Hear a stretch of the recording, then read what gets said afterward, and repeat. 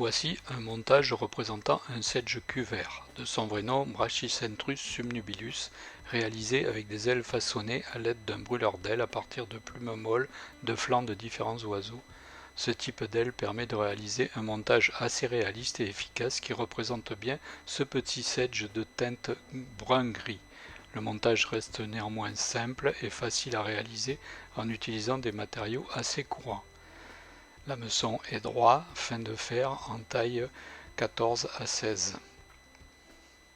La soie de montage est brune. Fixez la soie de montage derrière l'œillet et l'amener par des enroulements jusqu'à la courbure.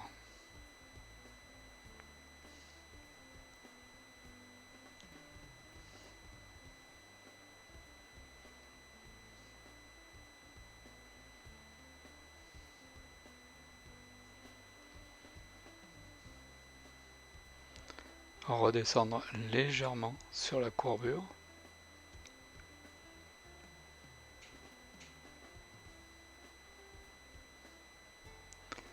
Faire adhérer à la soie de montage une fine mèche de dubbing vert avec des fibres un peu flash.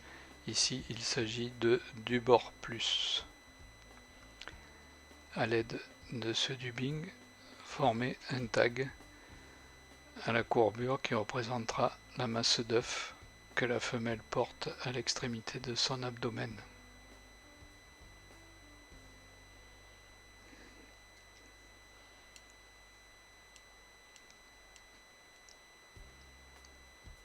Éliminez les fibres un peu hérissées sur le tag.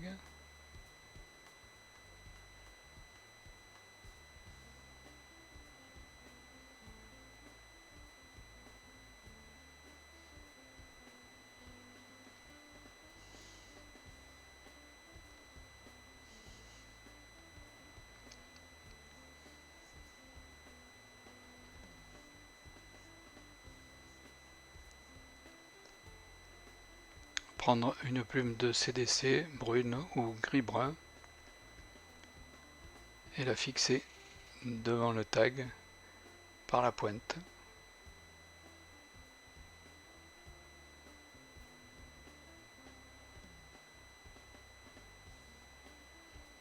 Ramener la soie de montage environ aux 3/4 de la hampe.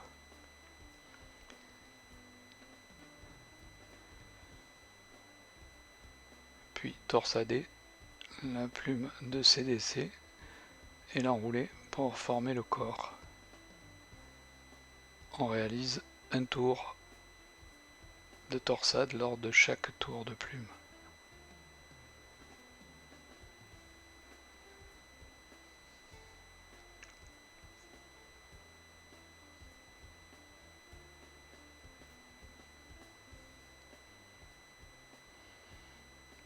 Fixez le pied de la plume.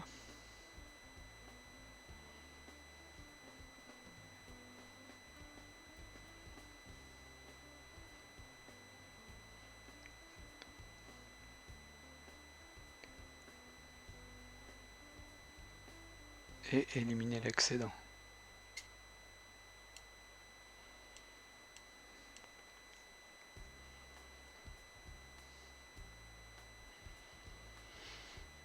Éliminer toutes les fibres qui se seraient dégagées pendant les enroulements pour obtenir un corps poilu et à peu près cylindrique.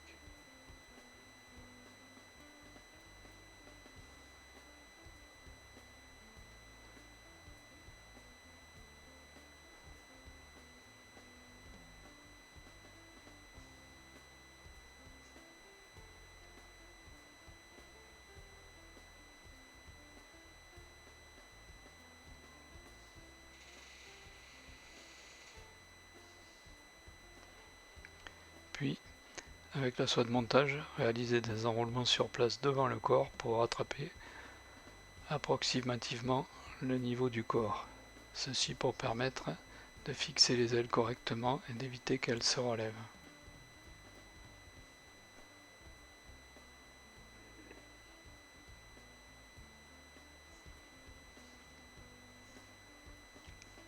Pour réaliser les ailes, prendre des plumes de flanc d'oiseau, donc de la teinte qui vous convient. Ici j'ai choisi du gris ou du gris brun qui représente bien la couleur de ce petit sedge.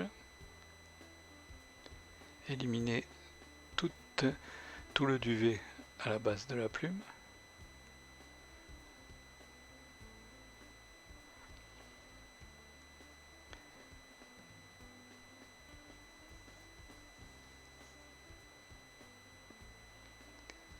Prendre le brûleur d'aile adapté à la taille de l'hameçon,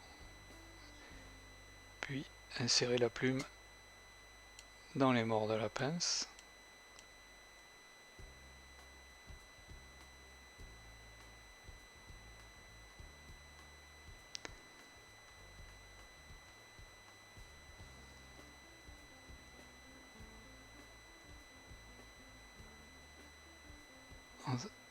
En vérifiant que le rachis se trouve bien dans l'axe des morts de la pince.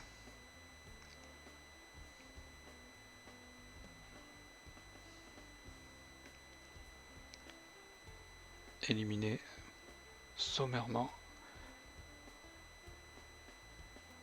les fibres un peu longues. Tout ceci pour éviter que ça fasse un bourrelet lors du brûlage autour de la pince et surtout que ça dégage une odeur de cochon grillé.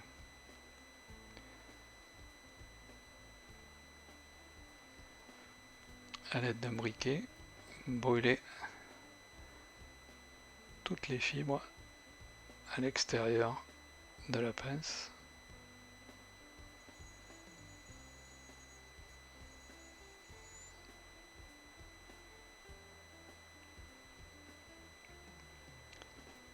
Éliminer les bavures.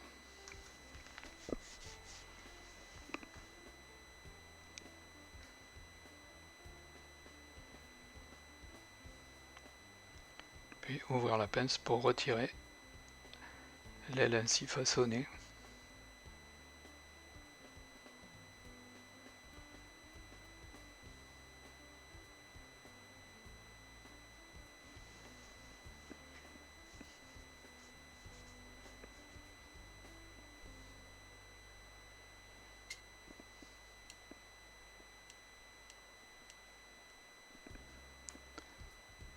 On obtient ainsi une première aile. De la même façon, on réalisera la seconde en veillant à inverser le sens de la pince pour avoir des ailes parfaitement symétriques.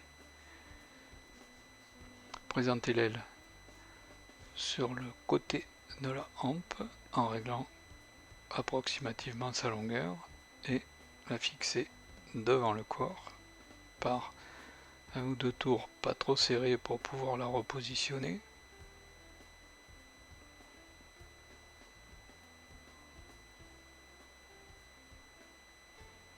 Une fois qu'elle est bien positionnée, finaliser la fixation.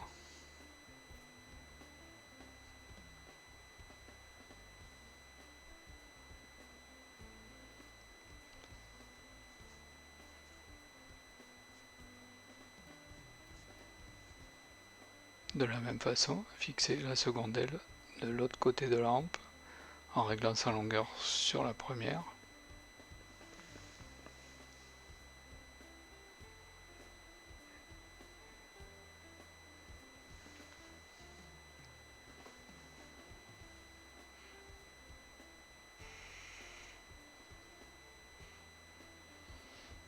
Donc les positionner correctement avant de finaliser la fixation par des tours bien serrés.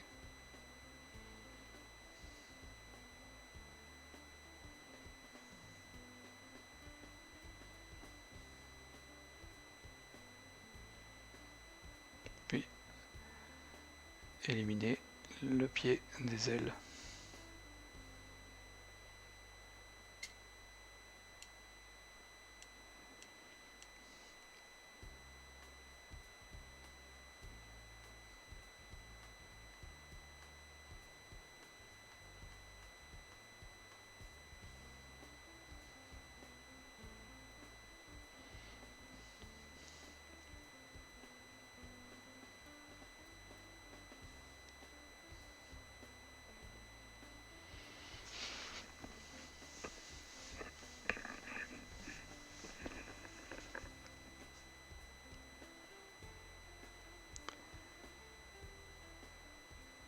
prendre 2 herles sur une plume de queue de faisan et les fixer derrière l'œillet pour représenter les antennes, en veillant à ce que la partie courbe soit orientée vers le haut.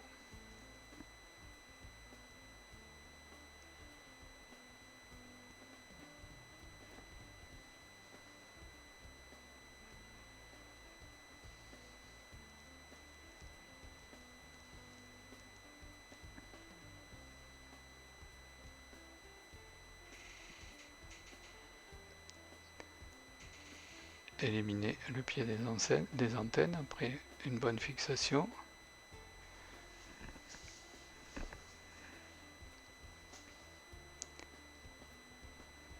Réaliser une boucle à dubbing devant les ailes.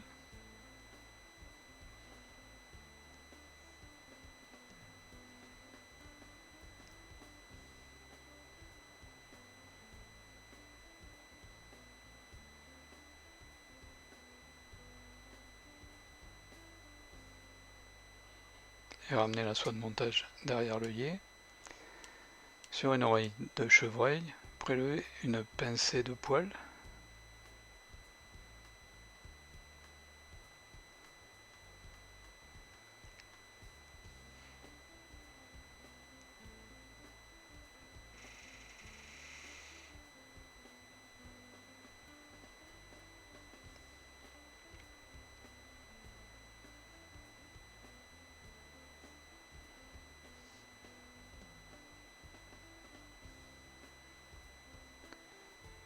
Insérer ces poils dans la boucle à dubbing.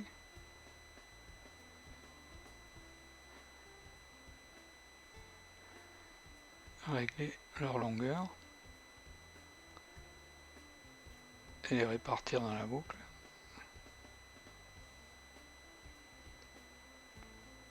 Vriller la boucle pour former un faux hacle avec les poils d'oreille de chevreuil.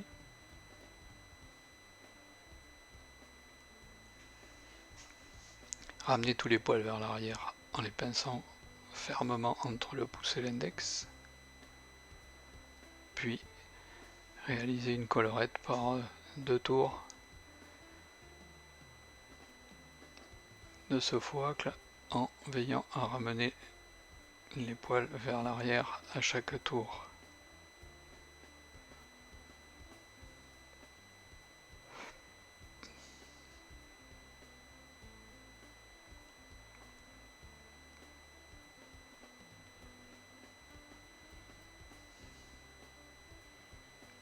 Fixer l'extrémité de la boucle à dubbing.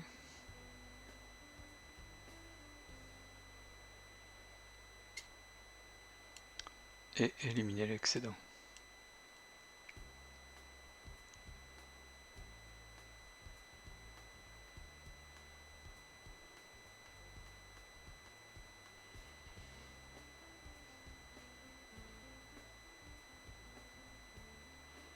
Former une tête par quelques tours de soie de montage.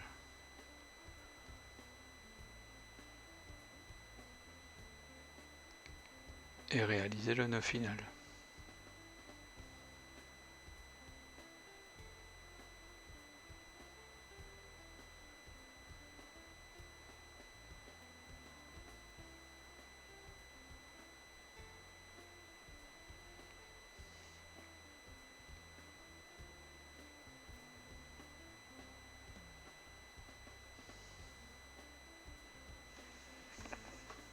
Et beau, il fait un peu les poils de la collerette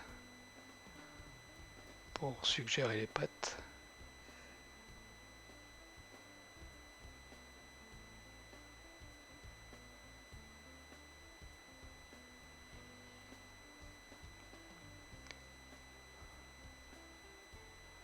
Relever les herles de faisan et les courber légèrement vers le haut en les faisant glisser sur une aiguille à dubbing.